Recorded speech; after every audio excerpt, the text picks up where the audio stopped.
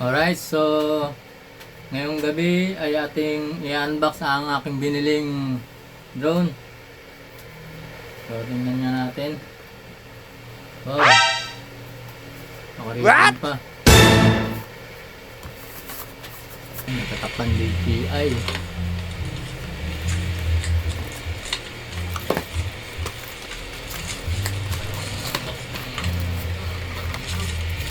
Nakalaka naman ang box, ano nito, ang bag nito.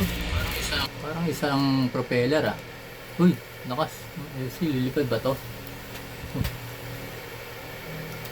Pan pala to eh. Mini pan. Uy, nakas. Sarap. Dito. Joke lang. Free lang namin to, freebies. Pinapili ako doon kung anong pwede kong kunin na gift. Ito na ang aking napili para sa aking anak. So, isa na tayo.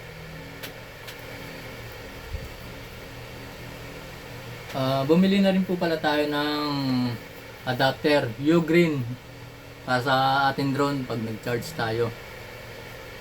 Ayan. At ito ang aking Mini 5 Pro. Wow! So,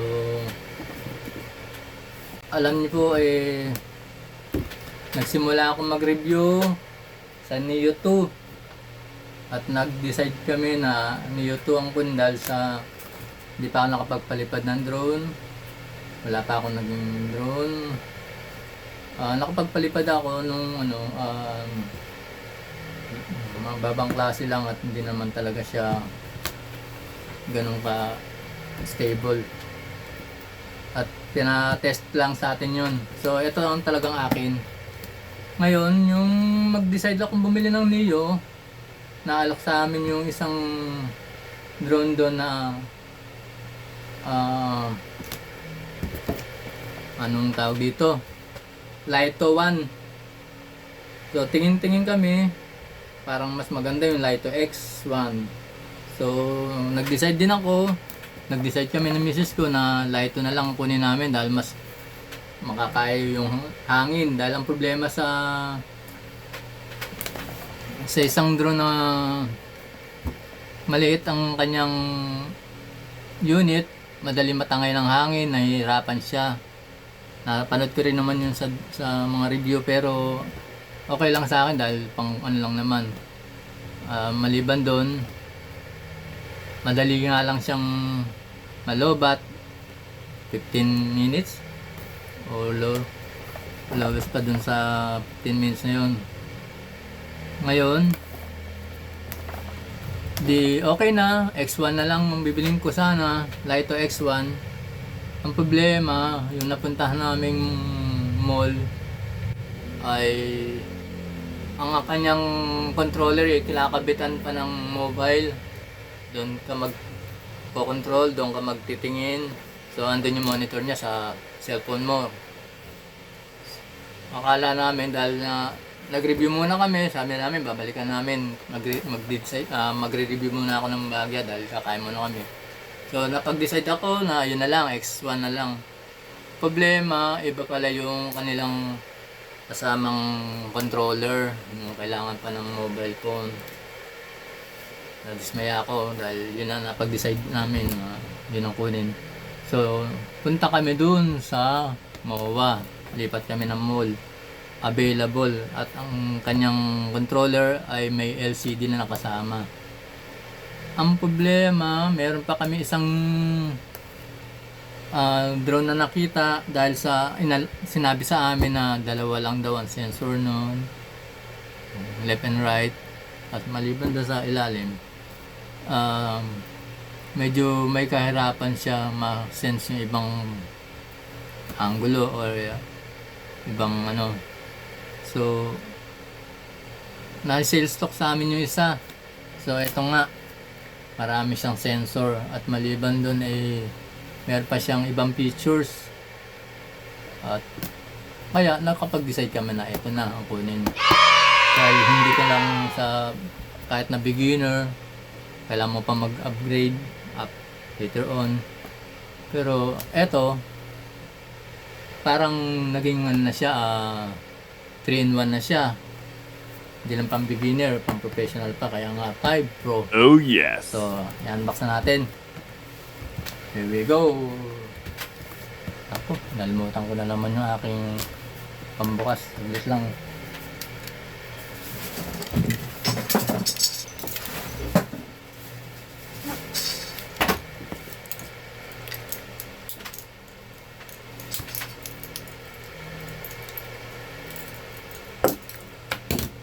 Kaya, para hindi tayo sumablay.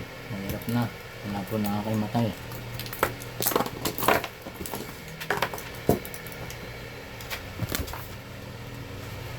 Ito, may sealed siya rito.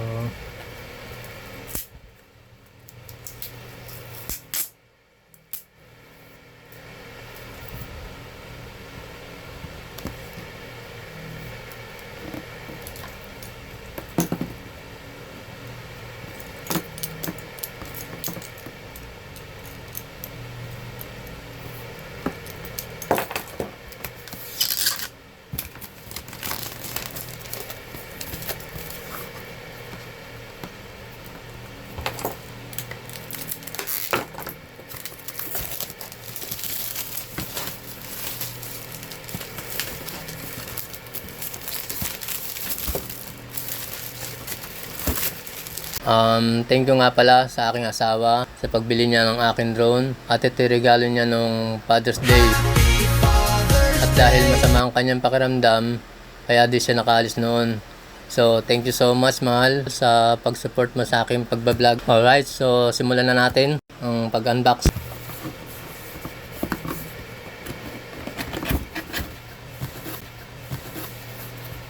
So, unang-unang makikita ay QR code using smartphone first before scan QR code using smartphone before first use. Hindi pa natin mapapalipat ito sa ngayon. Sana ma-set ko na to at para bukas ay mapag-aralan na natin. Kung sakasakali, mapalipad na natin. Ito, may bag siya kasama. So, wala na naman yung aking binuksan na kahon. Yung box, wala na. Nandito na sa mismong bag.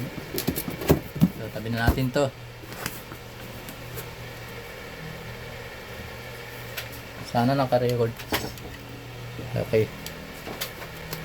Continue lang tayo.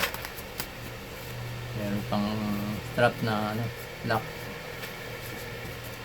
Mukhang quality rin ng bag. Ang klase ang DJI.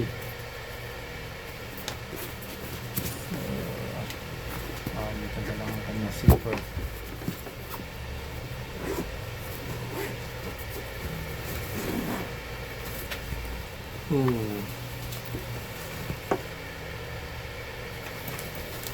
Unahin natin ang controller.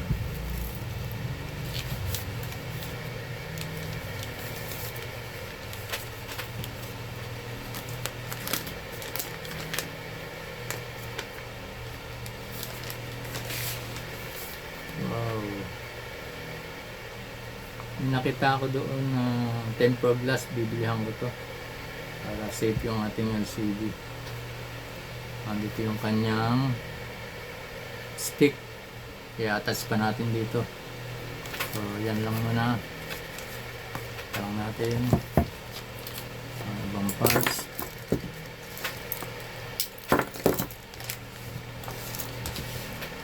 Sensya na, medyo excited ako at masyado ako nag-iingat, kaya medyo mabagal ako magbukas nito. Ito naman ang isang box na black. Ang laman, propeller, 1, 2, 3, 4, 5, 6 na spare ng propeller. Yan. Yung mga propeller. And then USB Type-C. Type-C to Type-C. Nakabubulol tuloy ako. Uy, may cellphone pa. So, okay ah. May cellphone pa. Uy, makeup pala to, makeup.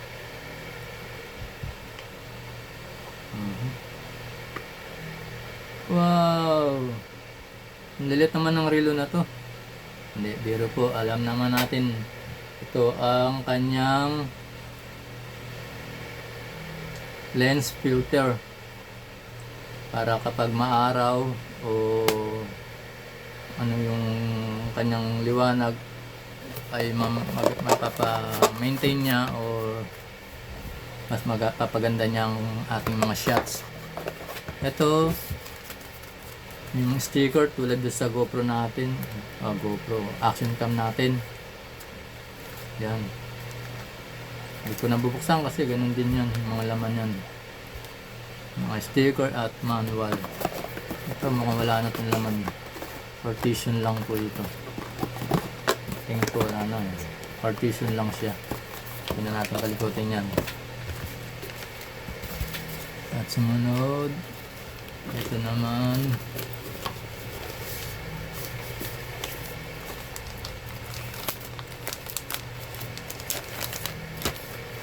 Ang kanyang battery. Dalawa.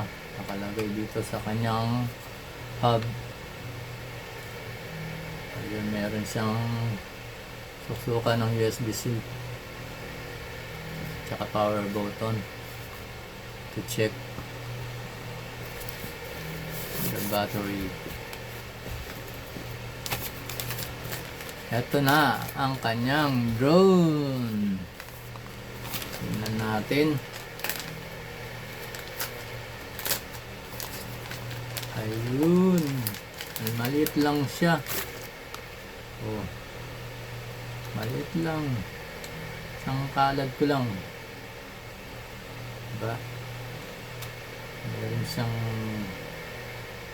buckle strap dito. Ayan. Para sa kanyang gimbal protector.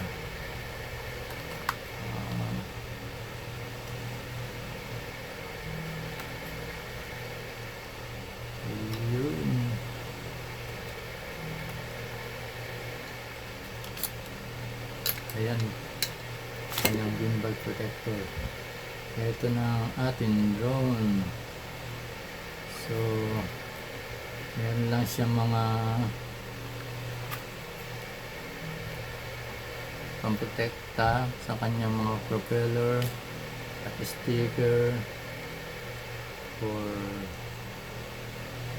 ano to? Sa gimbal, para protection din sa gimbal para hindi gumagalaw-galaw. So yun lang. Bukas na natin yung galgalin dahil pagod na kami galing sa Mall of Asia. Meron nga pala siya ditong susukan ng pag magcha-charge siguro to or magta-transfer. At saka Type-C yan, Type-C, USB Type-C. At saka para sa external storage at button or button. Yun lang. So tsaka na natin re-reviewin. Maraming salamat. Sana po ay sumupport naman kayo sa aking channel. Maraming salamat muli. Keep safe and God bless.